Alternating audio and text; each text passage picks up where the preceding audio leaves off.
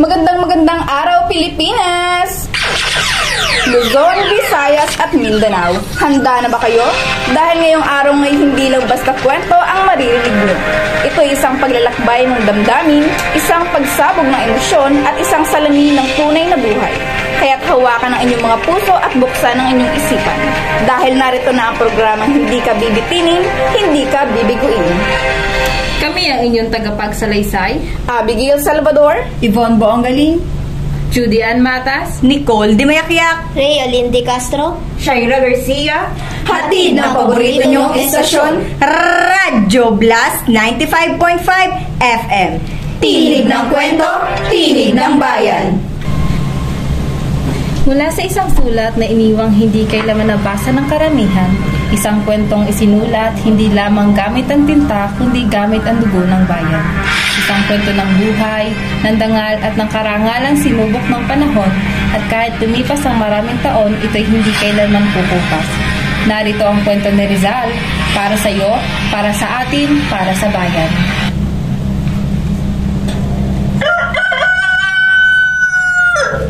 Sa bayan ng Calamba, Laguna, ipinanganak ang isang batang lalaki na magiging simbolo ng laban ng mga Pilipino para sa kalayaan, si Dr. Jose Rizal. Ang Calamba ay tinaguri ang Cradle of Genius dahil sa impluwensya ng batang ito sa ating kasaysayan.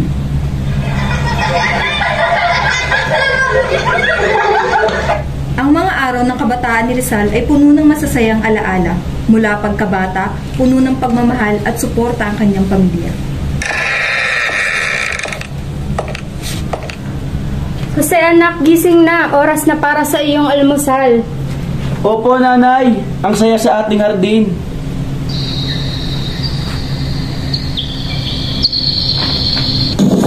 Sa kanilang hardin, madalas si Rizal na naglalaro at nag-aaral. Sa kabila ng kanyang pagiging mahina at madalas na nagkakasakit, siya ay tinutulungan ng kanyang mga magulang.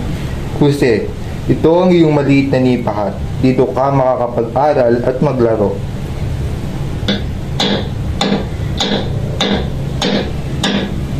Salamat, tatay. Ang ganda ng aking maliit na bahay.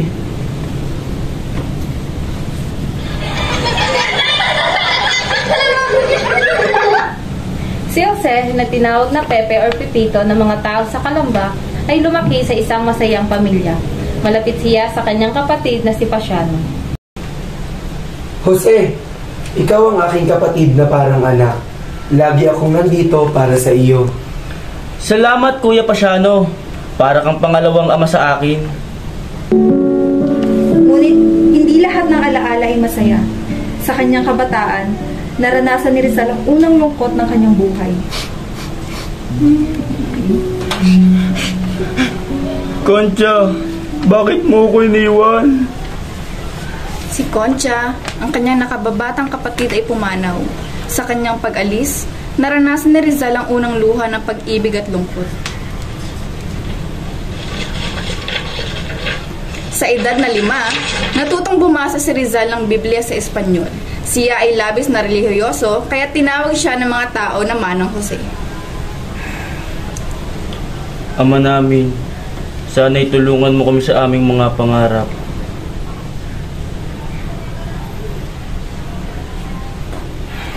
Ang kanyang ina, si Teodora, ang kanyang unang guro, isang babae na may magandang karakter at mahusay na edukasyon. Siya ang nagbigay ng inspirasyon kay Rizal. Jose, ituturo ko sa iyo ang alpabeto at mga dasal, maging masigasig ka sa iyong pag-aaral. Si Teodora ay naging matiyaga at mapagmahal, ngunit mahigpit na guro. Ang kanyang impluwensya ay nagbigay ng inspirasyon kay Rizal na magsulat ng mga tula. Alam mo ba ang kwento ng alitaptap? Ang mga insekto ay mahilig sa liwanag, ngunit may isang alitaptap ang lumapit sa apoy at natusta. Ano po ang aral dito, nanay? Ang aral ay ang kahalagahan ng pagsunod at ang pagnanais para sa buhay at kagandahan. Si Rizal ay may 3 tiyuhin na naging malaking bahagi ng kanyang buhay. Jose, mahalaga ang kalaman. Dapat mong pagyamanin ang iyong isipan. Ipinapakita ko sa iyo ang sining. Tara, magpinta tayo at gumuhit. Jose, kailangan mong maging malakas. Mag-swimming tayo. Mag-wrestling.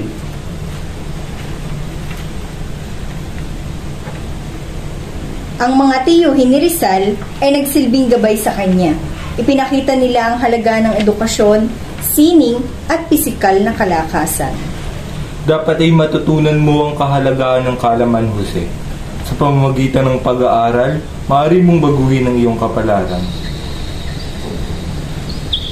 Ang mga alaala sa Kalamba ay naging pundasyon ng kanyang pagkatao. Sa mga simpleng sandali sa hardin, sa tawa ng kanyang pamilya, at sa mga kwento ng kanyang ina, nakuha ni Rizal ang pagmamahal sa bayan at sa kaalaman. Sa kabila ng mga pagsubok, nakuha ni Rizal ang lakas upang mangarap at lumaban para sa kanyang bayan. Ang mga araw ng kanyang kabataan ay nagsisilbing ilaw sa kanyang landas patungo sa tagumpay. Ang kwento ng kabataan ni Jose Rizal sa Calamba ay hindi lamang kwento ng isang batang lalaki, kundi kwento ng pag-asa, pagmamahal at inspirasyon para sa lahat ng Pilipino. At sa kanyang mga alaala, nais niyang ipaalala sa lahat, un recuerdo a mi pueblo, isang alaala para sa kanyang bayan, ang Calamba. Hinga muna tayo mga kablas. Matutunghayan natin ang mga araw ng pag-aaral ni Rizal sa Binyan at Ateneo sa pagbabalik ng Radyo Blast 95.5 FM. Tinig ng Kwento, Tinig ng Bayan. Bad breath? Ew! Time to brush with fresh smell toothpaste. Kahit bago pa lang kami, ready na ako sa good night kiss. Kasi hindi lang fresh, confident ka pa! Fresh smile, breathe friendly, kilig ready! At heto na tayo muli sa pagpapatuloy ng ating kwento, makinig at makisama dito lang sa Radyo Blast 95.5 FM. Tinig ng Kwento, Tinig ng Bayan. Sa panahon ng mga Espanyol, ang edukasyon ay isang mahalagang aspeto ng buhay. Kapag ikaw ay mula sa isang pamilyang may pinag-aralan, kinakailangan mong matutunan ang mga batayang kaalaman tulad ng Latin, Espanyol at iba pa. Noong Hulyo 1870, si Jose Rizal sa edad na siyam ay nagpunta sa Binyan kasama ang kanyang kapatid na si Pasiano para sa kanyang formal na edukasyon. Jose, nandito na tayo sa Binyan. Handa ka na bang magsimula ng bagong kabanata sa iyong buhay? Oo, Kuya Pasiano. Gusto ko nang matuto. Sa Binyan, nakilala ni Rizal ang kanyang mga guro, kabilang sina Maestro Celestino at Maestro Lucas Padua. Mga bata, ngayon ay pag-aaralan natin ang mga kabatayan sa kalaman ng Latin. Isang mahalagang guro ni Rizal ay si Leon Monroy, isang dating kaklase ng kanyang ama.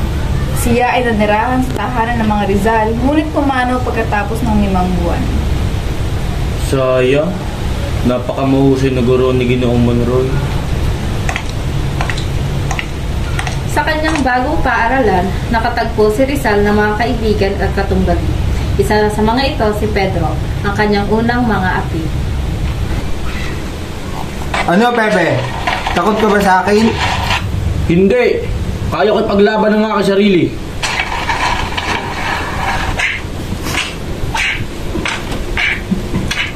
Sa kabila ng mga pagsubok, nagtagumpay si Rizal sa kanyang mga aralin. Naging mahusay siyang estudyante at nakilala sa kanyang husay sa Latin at Espanyol. Isang mahalagang bahagi ng kanyang pag-aaral sa Binyan ay ang kanyang mga aralin at sa sining. Si Juancho Carrera naging guro ni Rizal sa pagpipinta at pagguhit. Jose, ipakita mo sa akin ang iyong talento sa sining. Oo, Ginoo. Gustong-gusto kong gumuhit. Matapos ang 1 taon sa Binyan, nagpa siya ang mga guro na ipaalam sa kanyang mga magulang na handa na si Rizal para sa kolehiyo. Jose, maaari ka nang magpatala sa kolehiyo sa Maynila.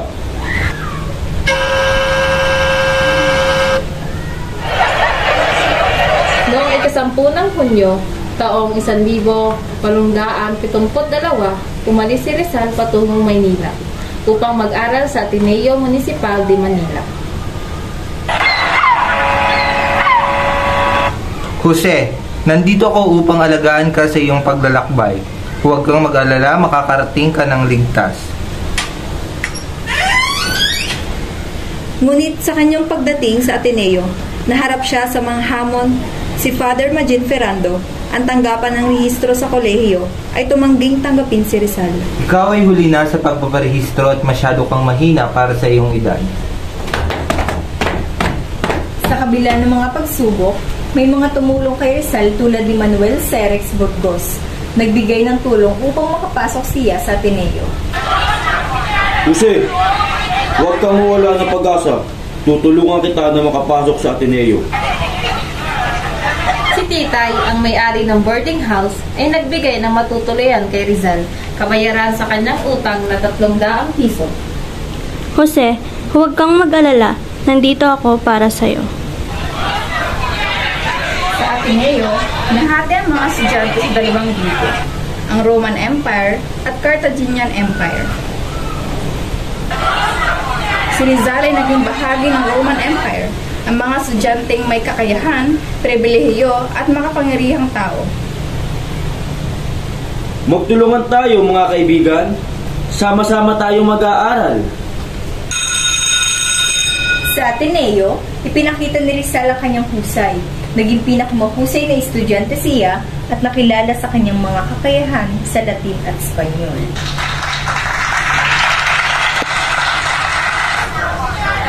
Noong Abril, taong 1877, pumasok si Jose Rizal sa Universidad ng Santo Tomas upang ipagpatuloy ang kanyang pag-aaral sa filosofiya at mga liham. Ngunit sa likod ng kanyang pagpasok ay ang pangamba ng kanyang ina at mga mahigpit na regulasyon ng mga Espanyol. Jose anak, sigurado ka bang nais mong mag-aral sa Santo Tomas? Alam mo na ang mga Espanyol ay hindi pabor sa mga Pilipinong masyadong matalino. Nay, mahalaga ang edukasyon para sa akin. Nais kong matuto upang makatulong sa ating bayan. Sa kanyang unang taon sa universidad, nag-alinlangan si Rizal sa kanyang pinili. Maraming mga tao ang nagdududa sa kanyang kakayahan at sa kanyang desisyon.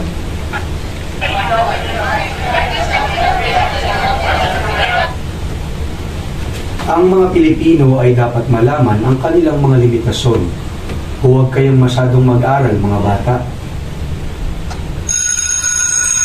Sa kabila ng mga pangamba, nagpatuloy si Rizal sa kanyang pag-aaral. Ngunit sa paglipas ng panahon, napagtanto ni Rizal na mayroong mas mahalaga siyang dapat na pagtuunan ng pansin. Nais kong maging doktor upang matulungan ang aking ina sa kanyang lumalalang paningin. Matapos ang ilang konsultasyon, nagpasya si Rizal na ipagpatuloy ang medisina. Pumunta siya kay Father Pablo Ramon, ang rektor ng Ateneo, upang humingi ng payo. Ginoo, nais ko pong mag-aral ng medisina. Ang aking ina ay may sakit at kailangan niya ng tulong. Kung iyan ang iyong nais, Jose, dapat mong paghandaan ang iyong desisyon. Ang medisina ay isang mahaba at mahirap na landas. Ang kwento ni Jose Rizal sa Universidad ng Santo Tomas ay isang kwento ng tapang at dedikasyon. Sa bawat hakbang, siya ay naging simbolo ng pag-asa at pagbabago para sa kanyang bayan. Pause muna tayo dahil kahit ang kwento, kailangan ding huminga. Matutunghayan natin ang kwento ni Rizal sa Espanya, huwag aalis, babalik agad ang Radyo Blast 95.5 FM. Tinig ng kwento, tinig ng bayan. May bayarin ka ba? Huwag nang pumila, gamitin ang Bilis Bayad app. Bayad sa kuryente, tubig, internet at iba pa. Isang tap lang. Gumagaan ang buhay kapag mabilis ang bayad. Bilis Bayad app, bayad agad, stress tanggal. Balik tayo sa istoryang bumabagabag sa puso at isipan. Narito muli ang kwento ni Rizal sa Espanya. Dito lang sa Radyo Blast 95.5 FM. Tinig ng kwento, tinig ng bayan.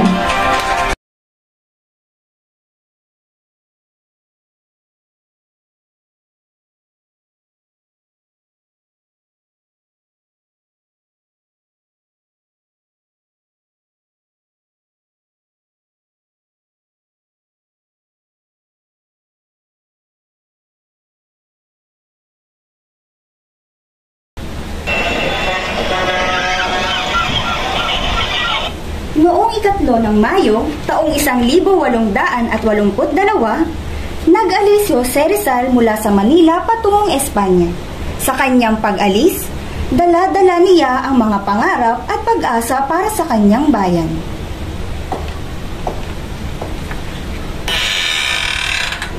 Jose, narito ang 700 piso mula sa aking bilang iyong bulsa.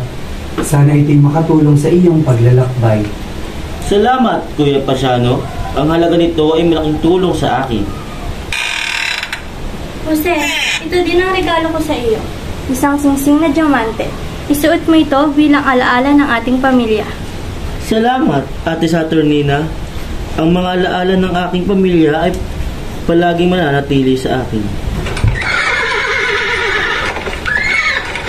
Sa kanyang pag-alis, ginamit ni Rizal ang pangalang Jose Mercado sa kanyang pasaporte. Sa kabila ng mga hadlang, siya ay nagpatuloy sa kanyang paglalakbay patungong Calamba at pagkatapos ay sa Espanya.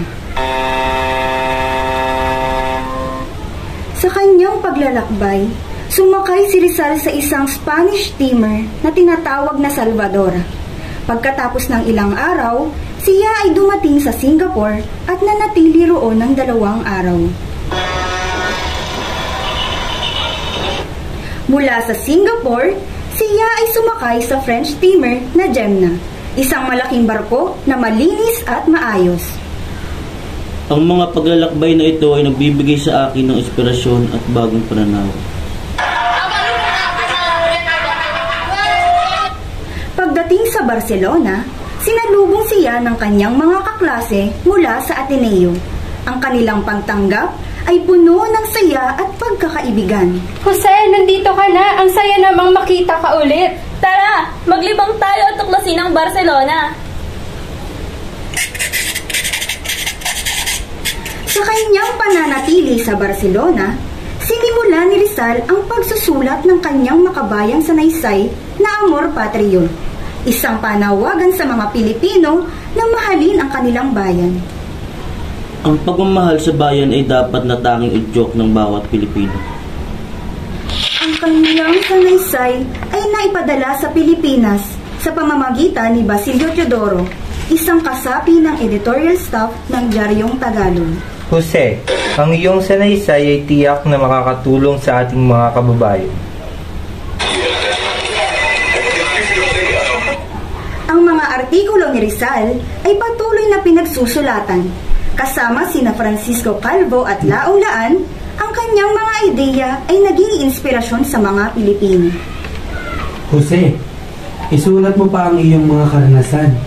Nais namin malaman ng mga tao ang tungkol dito. Noong Setyembre 18, 1882, natanggap ni Rizal ang isang liham mula kay Pasiano. Nagsasabi ito ng kalagayan ni Leonor, ang kanyang kasintahan. Jose, si Leonor ay may sakit dahil sa pananabik sa iyo. Sa Universidad Central de Madrid, nag-aral si Rizal ng medisina at filosofiya at ng mga liham. Nagsimula siya sa kanyang bagong kabanata sa buhay. Sa Academy of San Carlos, nag-aral din siya ng pagpipinta at iskultura. Dito, nakilala niya si Consuelo Ortega y Rey, ang anak ni Don Pablo. Saan kaya nanggaling ang mga ideya at inspirasyon para sa mga sining? Sa kanyang mga sulat, naipahayag ni Rizal ang kanyang nararamdaman para kay Consuelo. Ngunit, sa kabila ng kanyang nararamdaman, hindi siya nagpatuloy sa paghabol sa kanya. Hindi ko maaaring kalimutan si Leonor. Siya pa rin ang aking iniibig.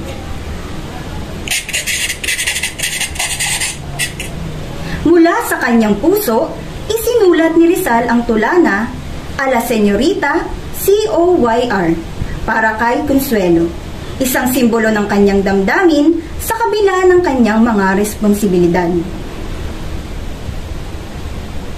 Ang kwento ni Jose Rizal sa Espanya ay isang paglalakbay ng pag-asa, pagmamahal at pangarap.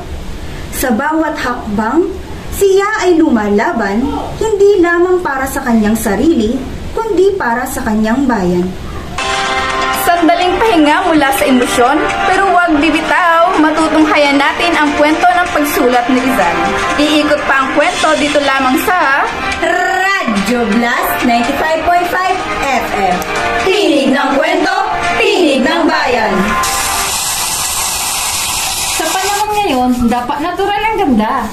Hindi ko kailangan ng filter, ang balat ko, smooth talaga. With gandang likas herbal soap, with coconut oil, aloe vera at walang harsh chemical. Gandang likas, sa bawat hugas may gandang tumatagal. At heto na ang kasunod na kabanata ng ating kwento. Huminga ng malalim dahil mas titindi pa ito. Sa kabila ng paghihirap ni Rizal, ang kanyang puso ay puno ng pag-asa. Inspirado ang aklat ni Uncle Tom's Cabin ni Harriet Beecher Stowe. Nagpasya si Rizal na isulat ang isang nobela ukol sa mga paghihirap ng kanyang mga kababayan, ang Noli Me Tangere, na isinulat niya sa iba't ibang bansa. At tunghayan natin ang kanyang paglalakbay sa Europa. Noong taong 1887, si Jose Rizal ay nagpasya ng tuklasin ng Europa. Kasama ang kanyang kaibigan si Maximo Viola, naglakbay sila mula Berlin matapos matanggap ang 1,000 piso mula kay Pasiano. Maximo, handa na ako simulan ng ating paglalakbay. May 300 piso na tayong magagamit para sa pag-imprenta ng Noli Me Tangere. Tara na, simulan na natin ang ating pakikipagsapalaran.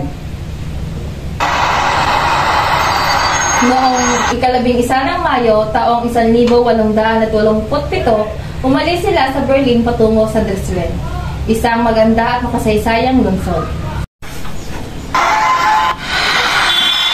Sa Dresden, namangha si Rizal sa mga halamang pambihira at nag-aral ng mga ito. Nakilala nila si Dr. Adolf B. Meyer na tuwang-tuwa sa kanilang pagbisita. Nakakamangha ang mga halamang ito.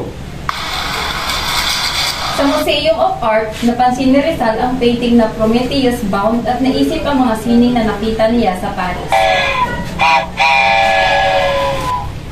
Noong 13 ng Mayo, taong 1887, dumating si Rizal at Viola sa Les Meurices, Bohemia, kung saan sila ay sinalubong ng Professor Blumentritt. Rizal, Maximo, maligayang pagdating.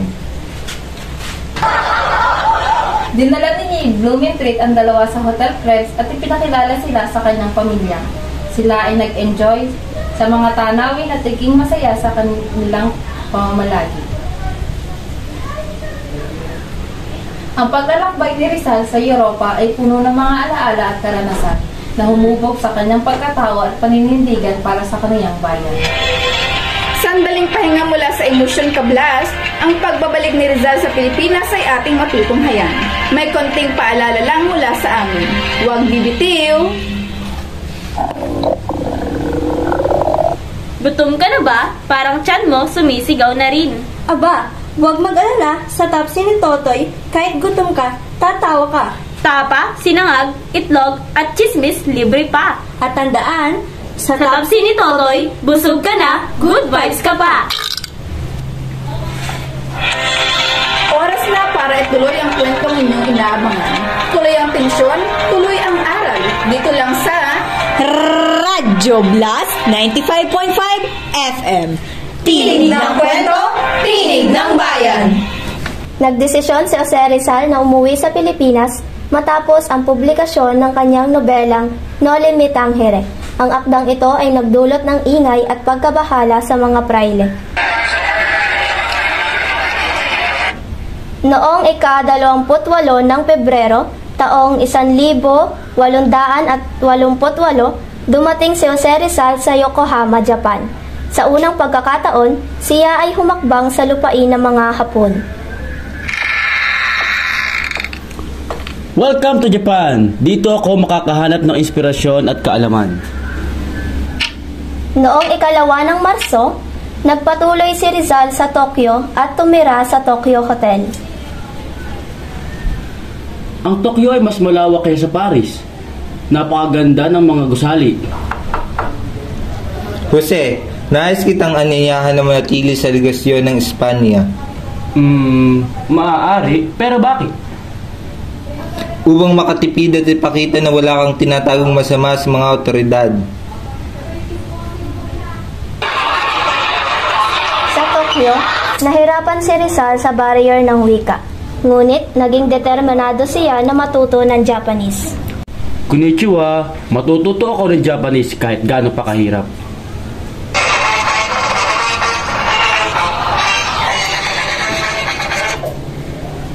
Shoshiwa do desu ka, Jose? Sa paglipas ng panahon, lumalim ang kanilang pagkakaibigan at nagkaroon ng pag-ibig. Ngunit, ang puso ni Rizal ay nagdadalawang isip.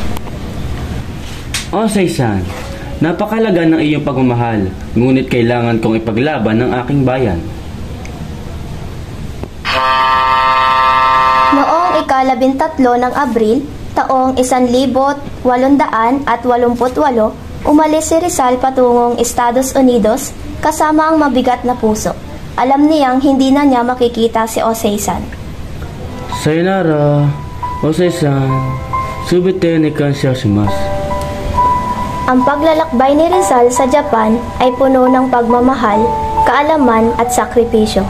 Ang kanyang mga alaala ay mananatili sa kanyang puso habang siya ay naglalakbay patungo sa kanyang misyon. Sa bawat sigaw ng puso, may sandaling katahimikan. Pahinga muna, kablas.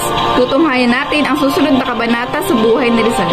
At huwag kang bibitaw dahil mas titinda pa to sa pagbabalik ng Radyo Blast 95.5 FM. Tinig ng kwento, tinig ng bayan. Gatas ni Lola, lakas pampatibay ng buto, pati pasensya mo sa kapitbahay na tsismoso. Ang eksenang naiwan mo ay narito na ulit. Bumalik ka sa ating kwento. Mas buhay, mas tagos sa puso sa Radyo Blast 95.5 FM. Tinig ng kwento, tinig ng bayan. Noong ika-7 ng Hulyo, taong 1872, si Jose Rizal ay inaresto ng Gobernador Despujol dahil sa pagkakaroon ng mga anti-fraile na pahayagan na may pamagat na pobres frailes. Ano ang aking kasalanan? Ang aking mga sulat ay naglalaman lamang ng katotohanan.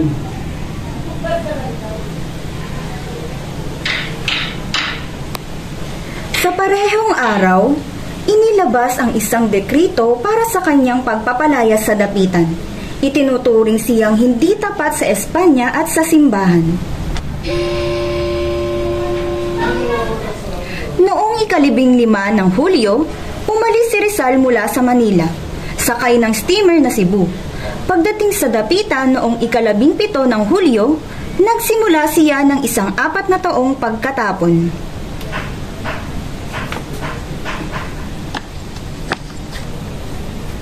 Rizal, maligayang pagdating sa dapitan. Nais kong ipakita sa iyo ang aming bayan. Salamat, Kapitan. Umaasa akong makakatulong ako dito.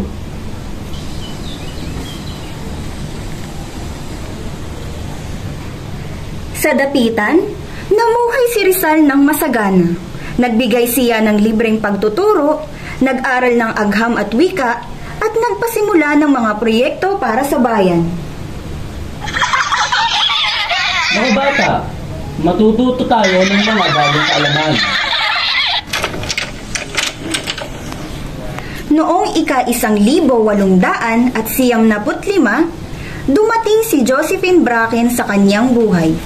Sila ay nahulog sa pag-ibig at namuhay biglang mag-asawa. Jose, andito kami upang suportahan ka. Ang kwento ng pagpapalayas ni Rizal sa dapitan ay kwento ng sakripisyo, pag-ibig at pagtatalaga sa kanyang bayan. Ang kanyang alaala ay mananatili sa puso ng mga tao. Oras na para ituloy ang kwentong inyong inaabangan. Ngayon ay ating tunghayan ang huling sandali ni Rizal. Tuloy ang tensyon, tuloy ang aral. Dito lang sa Radyo Blast 95.5 FM. Tinig ng kwento, tinig ng bayan. Sa bawat inuman, may halakhakan. Sa bawat tagay, may kasiyahan. Tikman ang alak na di malilimutan. Don Ernesto, sarap na walang hanggan. Muli nating mararamdaman ang pintig ng kwento dito lamang sa Radyo Blast 95.5 FM. Tinig ng Kwento, Tinig ng Bayan. Noong Disyembre 20 1866 sa Fort Santiago, si Jose Rizal ay naghahanda para sa kanyang huling sandali. Sa kabila ng kanyang kapalaran, siya ay matatag at puno ng dignidad. Rizal, narito ang opisyal na abiso ng iyong paghatol sa kamatayan. Alam ko na. Salamat sa iyong pagsabi.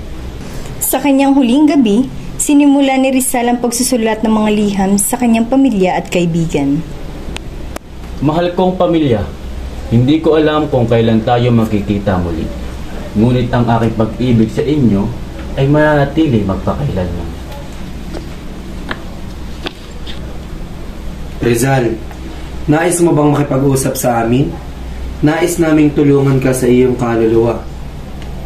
Oo, Father. Nais kong maging handa para sa aking paglalakbay sa kabilang buhay.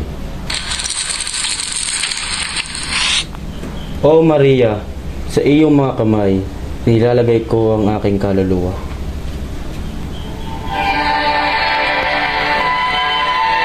Sa madaling araw ng Disyembre 30, nagdasal si Rizal at nagkomunyon. Ang kanyang loob ay puno ng kapayapaan. Jose, ikaw ay mayroong matibay na pananampalataya.